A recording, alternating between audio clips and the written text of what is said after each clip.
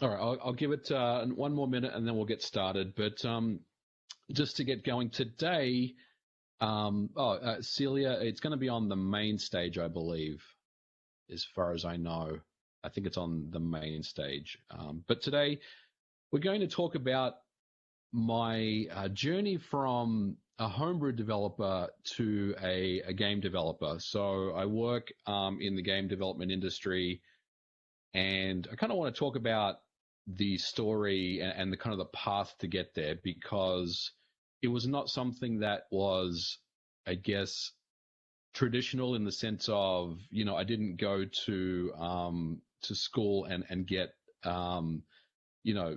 educated in things like Unreal Engine or Unity or these kind of game development tools. I didn't go to a specific game development education course, but I did study computer science for many years. So I think my story is a little different than what I guess the traditional path to game development is these days, and there's definitely an interesting story to tell there. So we'll go ahead and get started because I've got a slide deck that I want to get through. It's not very long, and I'll definitely take questions at the end.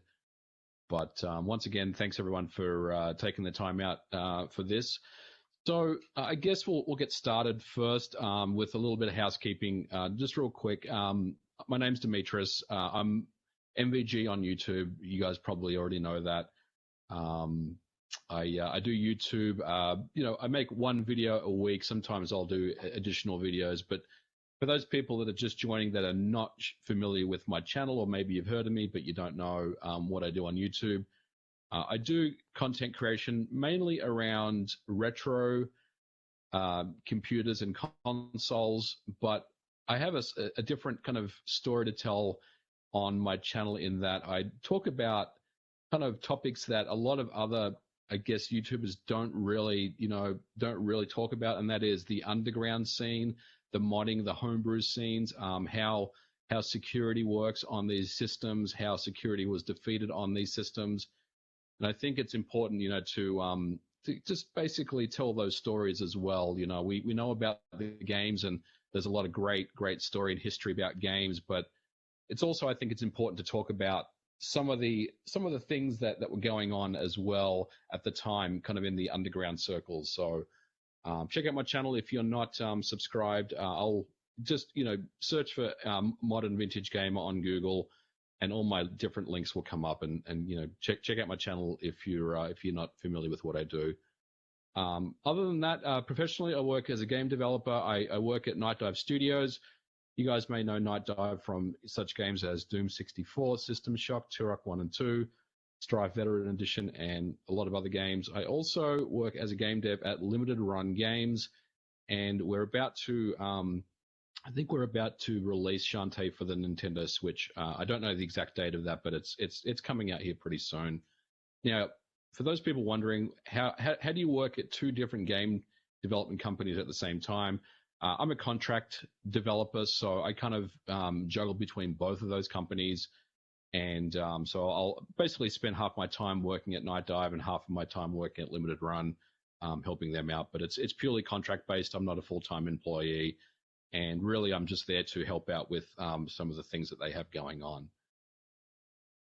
So I guess, to talk about how I got into homebrew, first of all, we need to discuss how I got to homebrew and my start.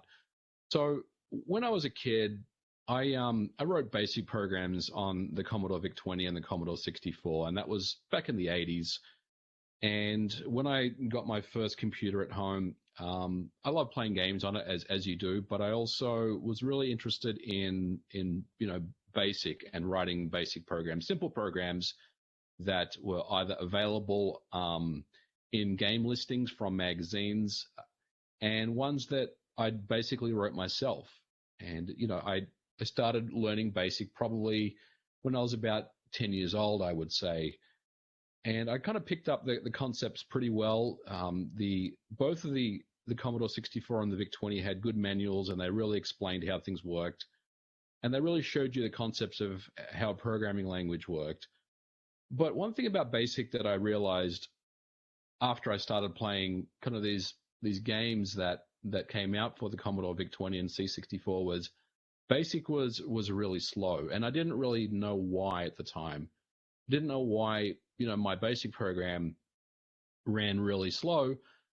And when I load up, a Commodore 64 game, it runs really fast. And then I realized that games were developed using assembly language for speed. And that was something that really kind of opened my eyes to, game development from a young age. And look, one thing that I did really realize when I was a kid was I loved video games. From a very young age, even the simplest games, I really enjoyed. And I started writing my own programs. So I think the first ever game that I ever wrote was just a blackjack program for the VIC-20. Very, very simple stuff. I used the character set that was available on the system and just built my own game. I also wrote an adventure game for the Apple II. I did that actually when I was in high school, and there was a contest at school who could come up with the best game, and I wrote this really basic graphic adventure game at the time. And I guess my influence was something like Zork, the text adventure, but we put some graphics in the game as well. And when I got my Commodore Amiga, I actually wrote a Tetris game called Blockhead, and I used Blitz Basic. Blitz Basic was a variation of the BASIC programming language, but you could also compile that with the Blitz compiler, and that would give you a fairly fast performing game on the Amiga. So, from a young age, I definitely knew that I wanted to write games. I wanted to make games. That was something that I wanted to do. So when I went to college, I studied computer science. And at the time, the main programming language was C. So this was before Java was becoming popular. In fact, I don't think Java was actually out at the time. Maybe it was, but it certainly wasn't being taught at schools.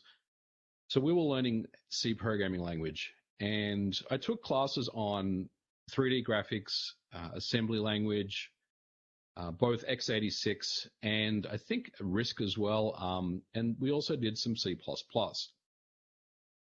And in college, that was really my first experience with emulation.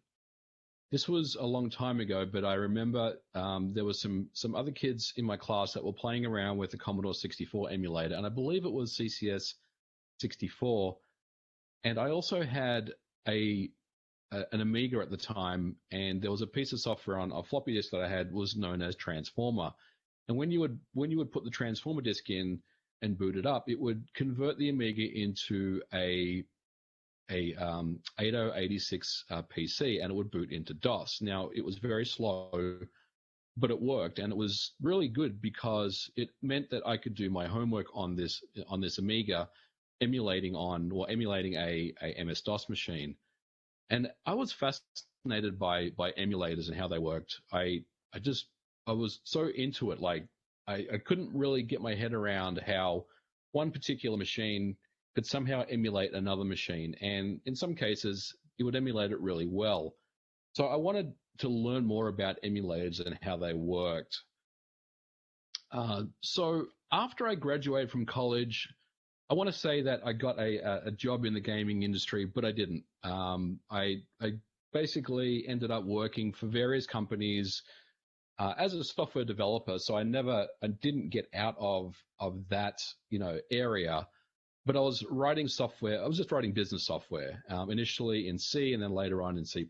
So I was kind of just the average kind of software developer working for a company that writes all sorts of different software. My first job was actually with a company known as Phoneware, and what they would do was they would actually capture telephone data from a PBX via serial port and basically analyze that data and then run reports on it to see who was making the most number of phone calls and how much the billing would be around it. And this software was used in hotels and things like that to basically record the amount of phone calls that people were making out of their hotel rooms, and then basically add that cost to their bill when they checked out of the room. So interesting stuff, but also not really interesting stuff, I guess. And this was all running on MS-DOS, and then later on was Windows 3.1,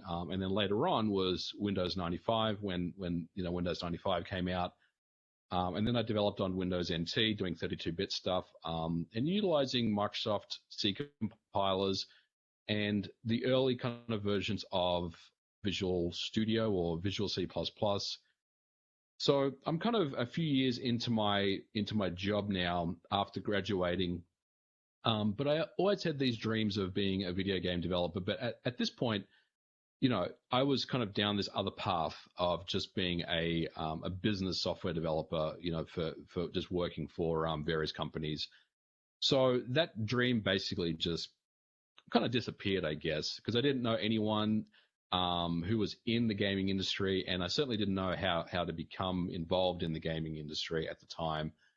But in 2001, after about 5 or so years of experience writing software, I bought an original Xbox, and I was interested in getting this system because it was basically the kind of the perfect multimedia gaming system for the living room. You could play games, but you could also rip your audio discs to the hard drive, and then listen to those as you're playing the games. There was a built-in DVD player that you could watch DVDs on. So it was a really interesting machine that I bought when it came out on launch, and of course had some amazing games like Halo and things like that, of course. So at this time, I was really into emulation. I was playing around with things like MAME, SNES 9X, Ultra HLE was running Nintendo 64 games,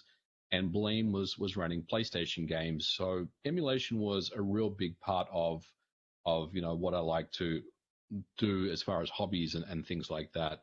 And at this point, PCs were becoming fast enough where you could really enjoy playing on an emulator. You were getting full speed experiences, and it was really something that was getting really powerful at the time. So when the original Xbox launched in 2001, I became interested in the system. It ran x86 code. It was essentially a PC with a custom BIOS. So my question was, well, I've got this PC that is running a Pentium 3 700 megahertz, and then this Xbox over here that is running a Pentium 3 at 700 megahertz. So is there a way that we can run these emulators on the original Xbox? And how do you do that? How do you make games for this system? So inevitably the Xbox was hacked, probably a few months after it had come out, and I bought a mod chip early in 2002. And at this point, I was pretty much just looking at playing backup games and things like that, as you do with the mod chip. But at some point around then, one of the official SDKs had leaked online.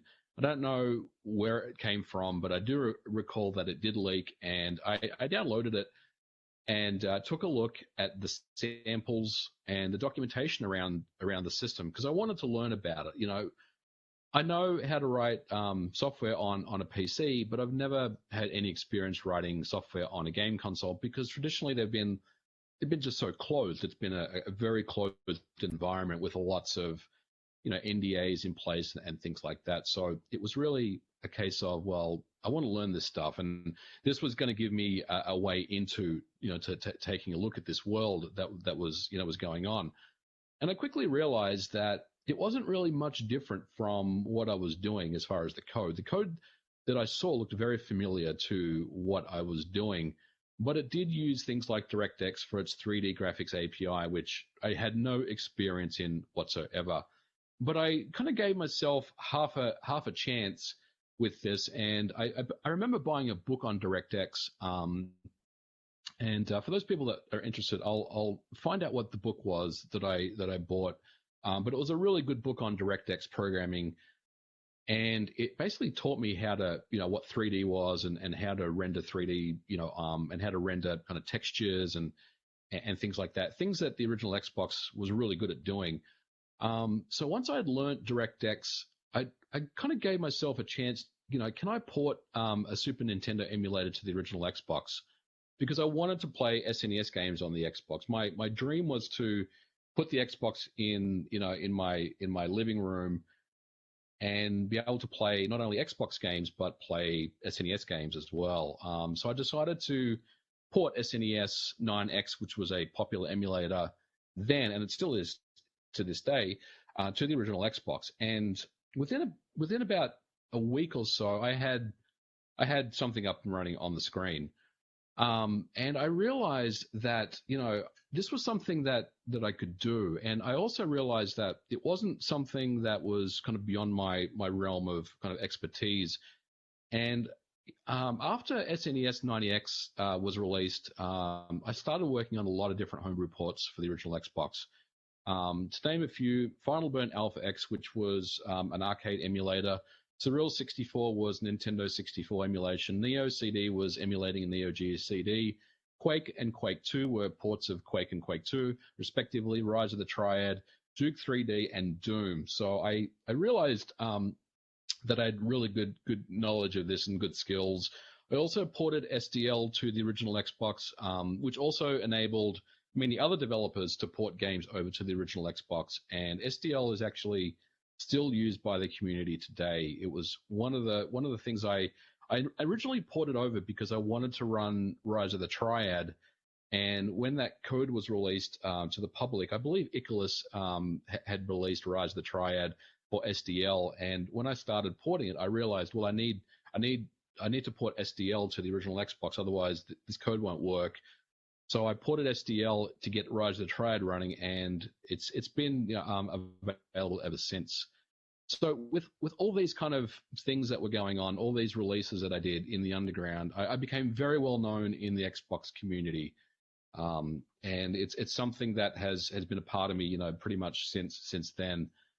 But after the original Xbox, I moved over to the Nintendo GameCube very, very briefly, and the Nintendo GameCube was inevitably hacked as well, and I ported SNES 9X over to the GameCube as well, known as SNES 9X GC. The GameCube has a completely different graphics and sound API and controller and inputs and outputs than the original Xbox, of course. So I learned a entirely new graphics and sound API and everything to learn how to do that. For the longest time, I didn't actually own any GameCube hardware.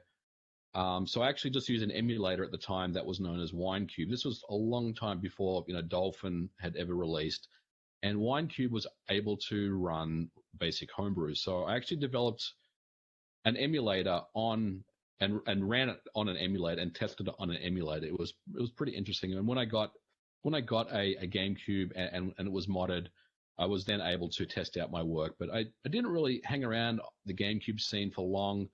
I just was getting a little burnt out, and plus I was still kind of working on the original Xbox stuff anyway.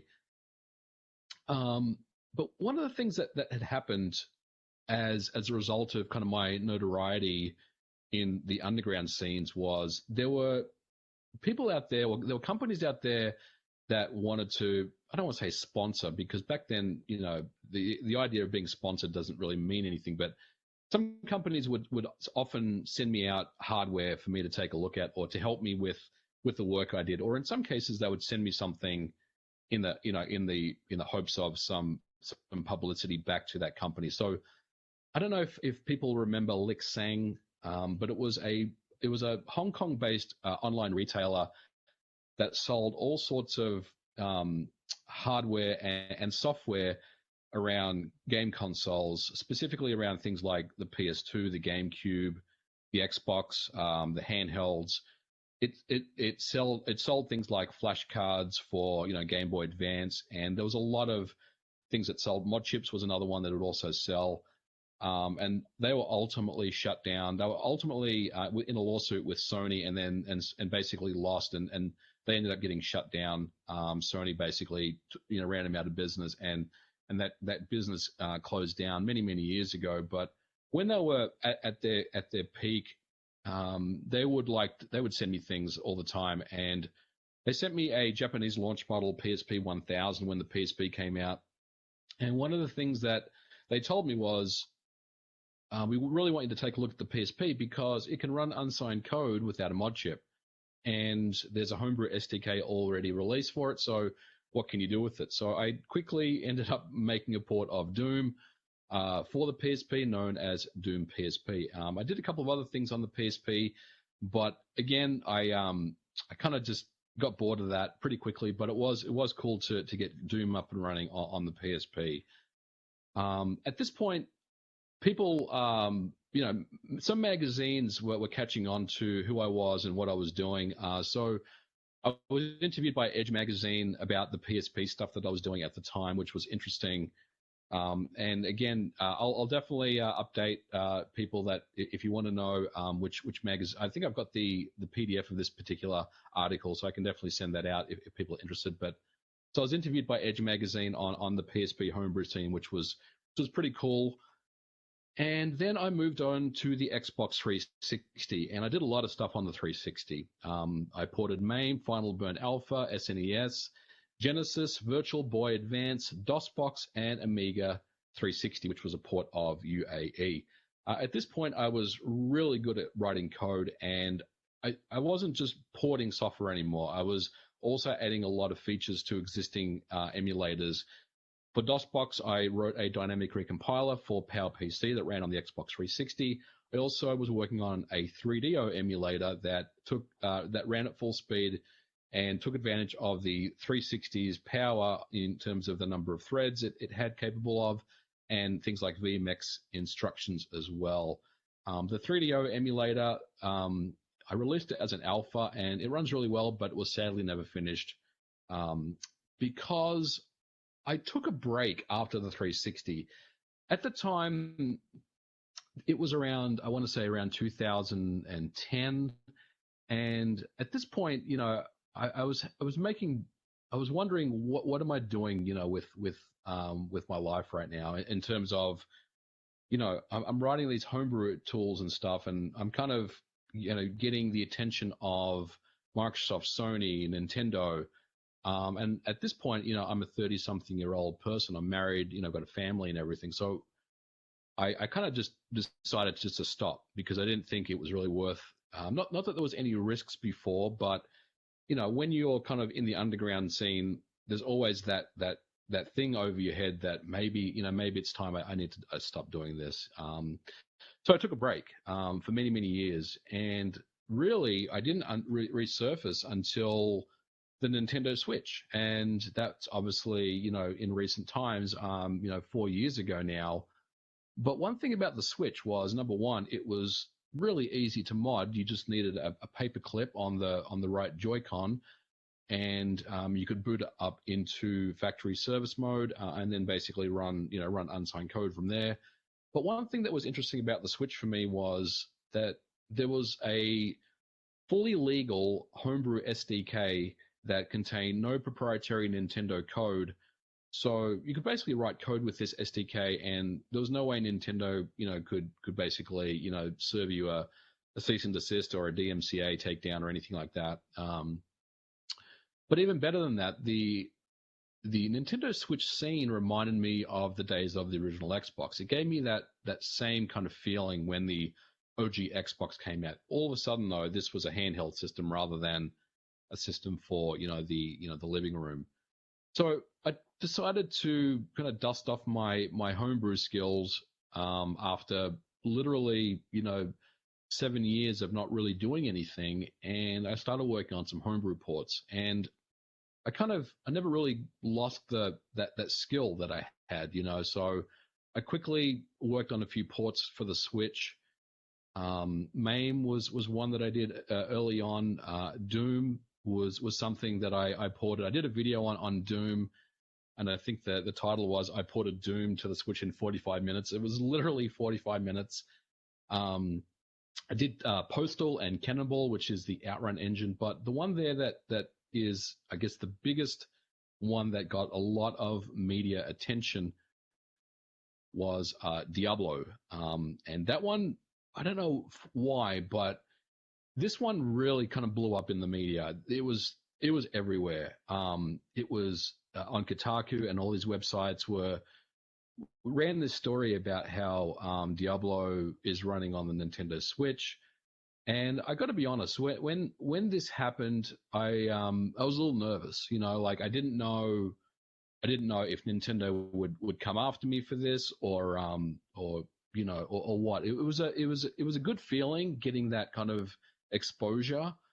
And look, to be completely honest, I mean, my YouTube channel also has an impact on this as well, right? Because people know me from YouTube, but they also know me as a homebrew developer. So the combination of the two things, and then making a video on Diablo for the Switch, it was kind of like, just the perfect storm of getting this exposure.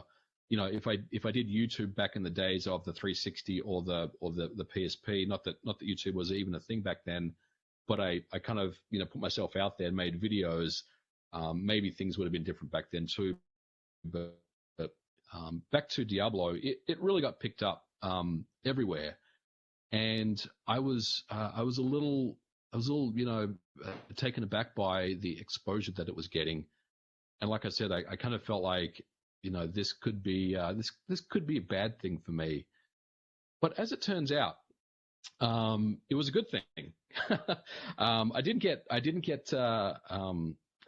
pinged by Nintendo or anything like that. I actually got approached by Limited Run Games, and in 2019, I got a DM from Joe, the development director there at LRG, and asked me, we saw your work on the Switch homebrew scene, and specifically the Diablo, video, and would you be interested in helping us out with some projects?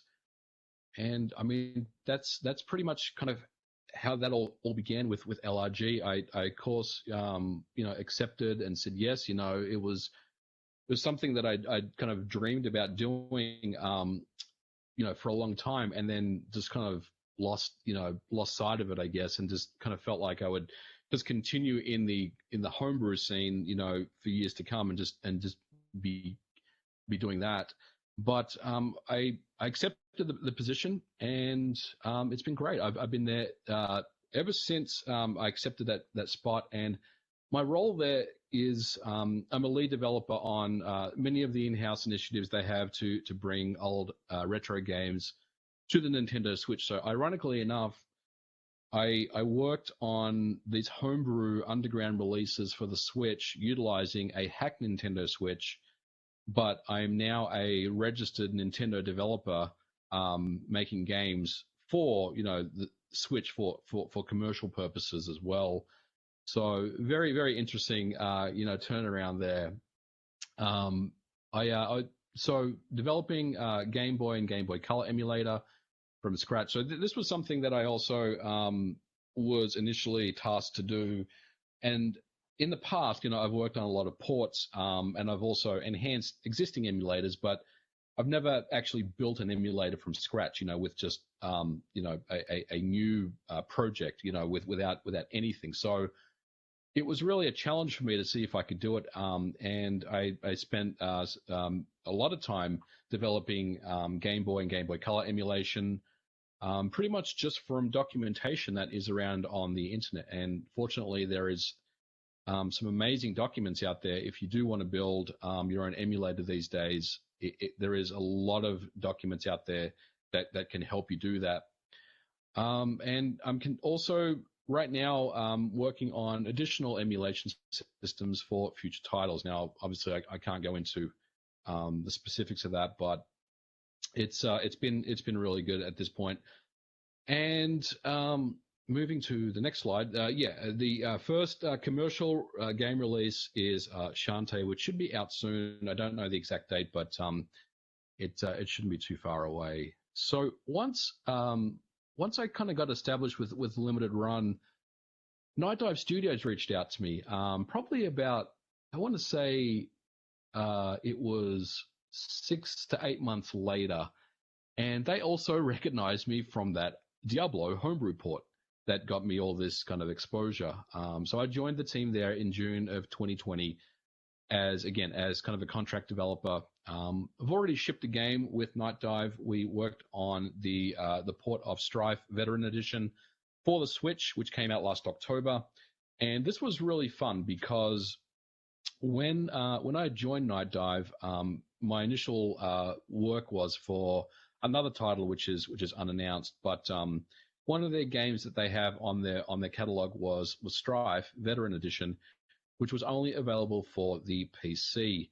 Now, the thing is, when I started working there, someone mentioned what would be really cool is if we could get Strife running on the Switch. And I said, well, I could do that. I have experience with the idTech engine. I've ported it before to many different systems. I'm quite familiar with it. So I also know the Switch from a homebrew capacity, and this was really, would give me some exposure to the kind of the official Nintendo Switch development kit and all that stuff. So I kind of put my hand up and said, I could do that. So within a couple of weeks or so, we had the game up and running, and it just kind of went from there. Now, I wasn't the only person involved in this project. Far from it. We had a lot of other people on the team working on this, and the team has been fantastic. We had probably about 6 or 7 other people working on the game, but it was kind of the initial work that I did that kind of kickstarted getting this release out on the Nintendo Switch. And for me, it was a motivator because working in game dev is cool, but there's a real good feeling when you kind of ship games, and this was kind of my first ever commercial release. So I was really pushing to get this out, and we did, and it's been great. If you guys don't know what Strife is, it is actually a really fun strategy RPG game that runs on the idTech 1 engine that ran Doom and Hexen and Heretic. It's really cool because it's got a really interesting storyline. It's got NPCs in the game. It's got branching dialogue paths. It's got different endings, and it's a really deep game. Even though when you first take a look at it, you don't think it's particularly interesting. But if you check it out, I recommend you take a look at it. At least check it out on the PC or something before you jump in and commit to the Switch version. But it's a really fun game to check out and play. It's definitely one of those hidden gem style games that has some really cool things about it, and a lot of people kind of got overlooked at the time because it came out I think it was in 1996 initially, and it released in the middle of Duke Nukem 3D and Quake. So no one really remembered Strife at the time because everyone was thinking about Duke 3D and Quake, obviously. But Strife is a really good game. Definitely worth checking out. Runs at 60 FPS on Switch at 1080p. And Night Dive do really awesome work. So it's kind of at that level that you would expect. So currently working on unannounced next generation titles. And you'll definitely be hearing more about those, throughout this particular year. Look, so I guess that's the story. That is kind of my journey. Very, very unconventional. I will say, not really. Not really a path that probably most people would even think about. But it has been a fun one. It took me a long time to get there, but I never really stopped pursuing that goal. Of one day getting into the industry and working as a commercial game developer. So I guess some advice for people that want to get into game dev or are in game dev and maybe just want my take on things. The first one is, and this is the most important one, is say yes to every opportunity. When I was asked, would you like to help out building retro releases for limited run games? I said yes immediately. I didn't necessarily know what that entailed, but this was an opportunity that I knew that if I had hesitated or paused, it would have been given to someone else, right? The same thing applies with Night Dive. When they approached me about the spot, I immediately said yes. I'd love to help you guys out. I want to help you guys out however I can. And I think having that mindset really goes a long way. I think a lot of people will see if you do hesitate and maybe, take a second guess and wonder, maybe, maybe you're not the right person for the spot. So for me, it was really about, jumping at every opportunity that was given to me. And, it's been probably the most important one. I guess the second thing is, you never stop learning. I don't claim to know everything about different things. I'm a good programmer and I've written code for many years, but I probably know maybe about 25% of what there is to know about making games. I don't know anything about, like Unreal Engine, for example, right? But there are people out there that are very skilled at that. Or I don't know about, scripting or game production, for example. So I don't necessarily know everything about making games, but I do like to learn, and I do like to, step out of my comfort zone sometimes and take a look and see, how the source is made, if you will, on game development. The focus that I have really is more about engine type work. So emulation engine development, and at Night Dive, it's kind of internal engine work that goes on. So that is, I guess, that's part of how games are made. But I also, am very interested in learning about how things are done, because, I've always been of that mindset of, the first game that I ever saw running that kind of grabbed my attention was, something like Space Invaders or maybe Galaga, in the arcades.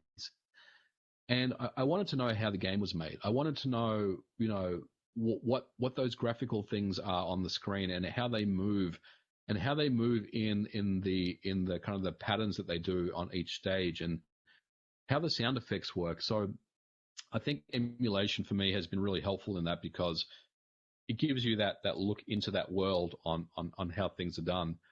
So for me, I've never stopped learning, and I continue to do so. I kind of just jump into a certain topic and just continue to go down a path of learning about it. The third one is get noticed, but do it ethically. So, there were times where I may have pushed the envelope on things. No question about it, especially when, when you're basically admitting, and this is not the Nintendo Switch stuff, because illegal, like I said, running a homebrew development kit that has no Nintendo libraries or no association with any Nintendo code, that can be proven illegal in a court of law, and it has been, in the past. But in the original Xbox days, or the Xbox 360 days, using the official SDKs, for example, that's not something that would be particularly, it's something that could get you in some trouble, right? So for me, I would say, if you are looking to get noticed, get yourself noticed, but please do it ethically. Like I said, the YouTube channel that I have really does help, because it kind of self-promotes what I'm working on, and I'm very fortunate to have a large YouTube following to do that. But if I didn't have a large YouTube following, I would still, utilize social media like Twitter and things like that to basically, signal boost what I was doing. If I'm working on something cool, I mean, if you think about it, if I was doing a port of Diablo for the Switch, but I didn't have YouTube, I would still signal boost on Twitter, and it would still get attention. Would it get the amount of attention that it did if I didn't have a YouTube channel? Probably not, but it would still get picked up at least by some publications. So getting yourself noticed is a big thing, especially, in pretty much in any community, but in game development, if you don't know people, if you don't know the right people, or if you don't know how to network with someone, or you're not sure, then kind of make yourself stand out. Do something a little out there to get yourself noticed. I knew exactly that this Diablo video would ruffle some feathers, if you will, and it was definitely something that, like I said, was ultimately what got me noticed in the end. Document your journey. Again, this kind of goes back to my YouTube channel. If I'm doing something cool that I can talk about, I definitely want to make a video on it and discuss it. And I've done this, with recent stuff, but I've also done it in the past. So one thing that I do love to do is go back and just document what I was doing, in 2002, 2003 on these various systems, because I think doing that really does, paint a bigger picture about who you are as a person and as a developer, and it really has helped me do that. Imposter syndrome is real. This was one that I did want to mention, because when I first started working for these companies, it was something I was a little intimidated. And if you think of it this way, why would I be intimidated when I have a lot of experience and I've done a lot of cool things over the years? But all of a sudden you're in this commercial environment where you're doing things. You're working with a team of people. You may be working with code that you've never seen before. There may be in-house libraries that you're developing or you're working with, and you're working with other individuals ultimately. And these individuals may be a lot more smarter than you, or maybe not smarter than you, but maybe you feel like they're smarter than you. So I did have that feeling, especially for the first couple of weeks when I started at Night Dive, that maybe they picked the wrong guy. I mean, I'm just a homebrew dev that doesn't know how to ship games. I've never done this before, so why did they pick me? But I think my advice to that is, think of the reason, think of what they saw in you in the first place, and kind of focus on that. Focus on why they saw something in you that makes you who you are. And ultimately, that's what I did. And look, I know that I have a certain skill level and I'm good enough to get the job done.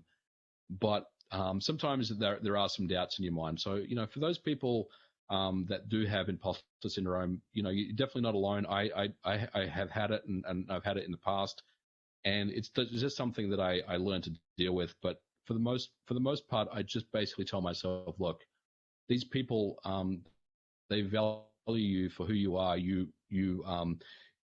got your name in the door with them, and it's now up to you just to continue working through that. Don't focus on the negative stuff. And I guess the last one is, leave the ego at the door. Even though you may have done some really cool things, I've done some really cool things over the years. There are smarter people out there than you. And again, if you're working with people, it's something that you really wanted to sit there and make sure that you have really good chemistry and you can work very well together as a unit. And I think ultimately that's what you need to do.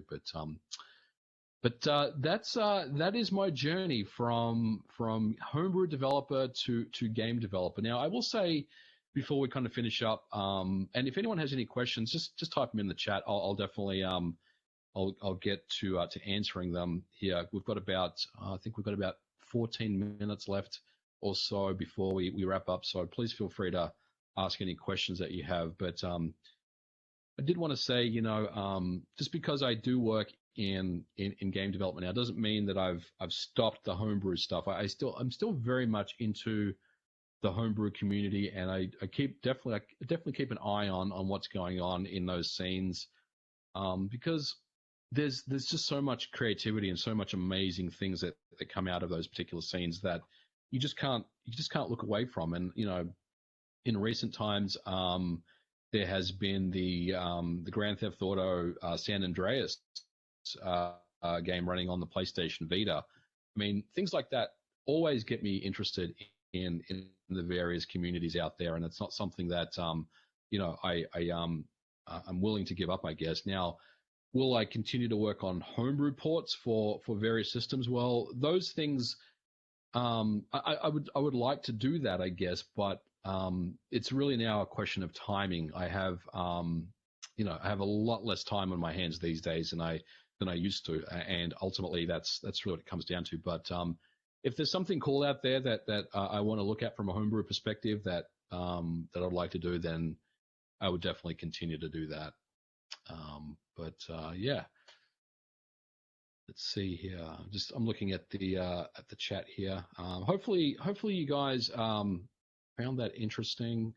Let's see.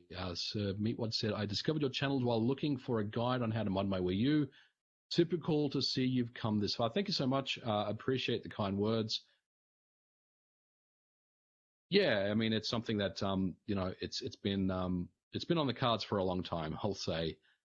Tony said, "Oh, well, I didn't realize you worked for Limited Run. That's awesome." Yeah, it wasn't something that I really advertised, I guess. You know, like I said, it was something that just kind of happened organically, and you know, I'm one of those people that would rather just, you know, live behind the scenes than you know, make a huge announcement or anything like that. But no, definitely work with those guys. It's been awesome. Let's see. Well, here we go. Sorry, I'm trying to figure this Q&A thing out. Here we go. So we got one from I'm going to answer this live from Shane. Chowdhury. Out of all the homebrew ports you have done, which of these are you most proud of, and which could you change if you could? That's a great question. The most proud of is two of them, and both of them are original Xbox. But if I had to pick one, it would be the port of Killer Instinct for the original Xbox. At the time, I think it was around 2003, there was someone that had reverse engineered Killer Instinct and on the PC, and you needed a pretty fast PC to run it. I think you needed like a Pentium 3 or a Pentium 4 base, or it was probably a Pentium 3 class processor, you know, running at like 1 gigahertz or something. And you needed maybe 256 megabytes of RAM. So I took that code and I was like, well, can I get this to run on the Xbox? And at that time, I was pretty well versed in the Xbox. I knew exactly how to optimize it, how to make it run really well for speed. And ultimately, it was something that I ended up porting to the Xbox, and it ran at 60 frames per second on, you know, a stock Xbox with 64 megabytes of RAM and 733 megahertz. So I would say that was probably my proudest achievement. It's something that people still have issues running Killer Instinct on things like Raspberry Pis and things to this day. And, you know, back in 2003, we were running it at full speed on the original Xbox. It was definitely a very incredible moment for me, and probably, you know, as big as the Diablo moment, but back then it was a lot different as far as the landscape is concerned. But the other part of that is, what could you change if you could? I guess for me, I've gone back and looked at some of the work that I've done over the years, and there's definitely some things that I wanted to, you know, to clean up and revisit. But I would say that 3DO emulator that I talked about for the Xbox 360, I had it running, I'll say, in an alpha phase, but I would have loved to have gone back and just completed it, because 3DO emulation in 2010 was quite unheard of at the time. There were a lot of different systems that were being emulated, but 3DO was one of those systems that didn't really have an emulator out there for it.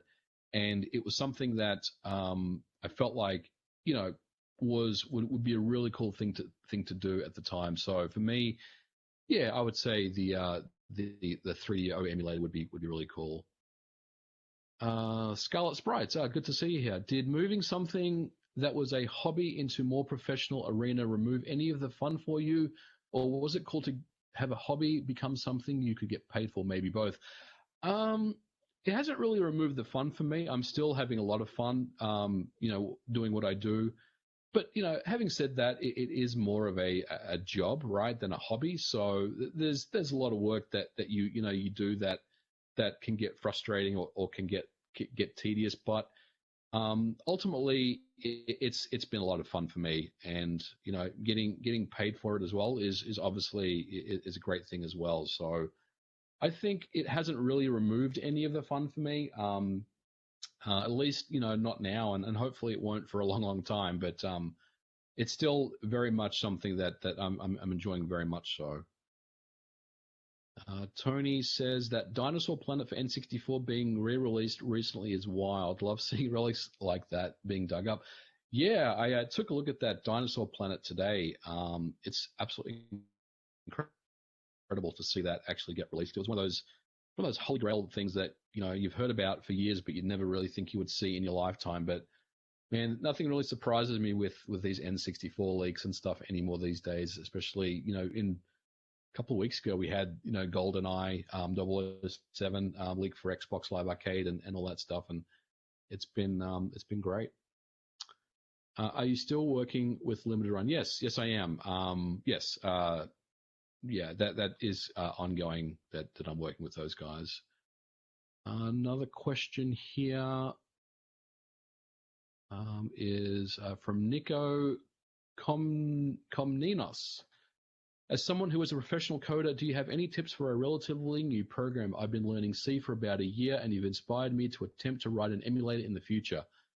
I think, Nico, I would say start with the basics. I mean, one of the things I've done on my YouTube channel, which I'm planning on continuing to do, is I'm working on this series about writing games for the original Game Boy, and it doesn't really get much simpler than the original Game Boy. It really basically puts you together with this hardware that it's a very limited space, this very limited sandbox. So it's really something that I feel like when you first start out as a developer, or even now, I guess, it's very easy to get overwhelmed because there's so many tools out there. There's so many engines out there that you could use. You could use Unreal, you could use Unity. You can do all these different things.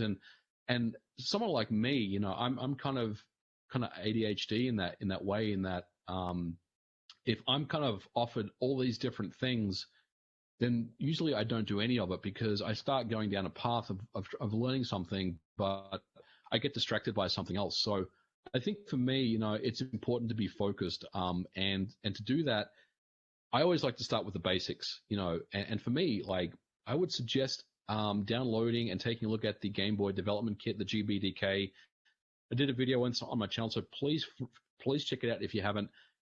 And just start learning how to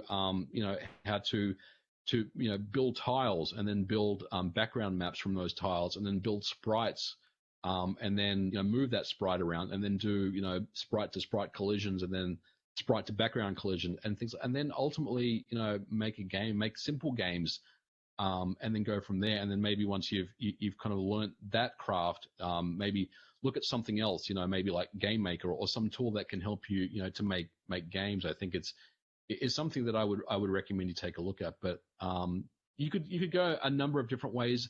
Someone else in the chat is probably going to tell me something, probably going to tell you something different. But I always like to keep things simple, and nothing beats the original Game Boy for that.